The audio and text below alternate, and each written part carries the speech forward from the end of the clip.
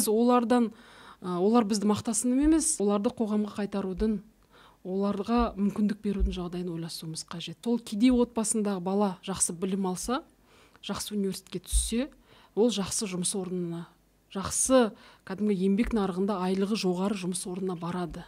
Айлығы жақсы жұмыс орнына барғаннан кейін ол отбасын тартады. Өзінің інілерін, сіңілілеріне жақсы оқыңдар. Мына жақсы оқығаннан кейін сіздер ертең өмірде теңесіп кетесіңдер деп айтатындай жағдайда болады. Бізге мемлекетке сол отбасындағы бір баланы, ең алғашқы үлкен баласына соған мүмкіндік берейікші, бәріміз жиналып алып. Болды, ол өзі ары қарай тартып кетеді.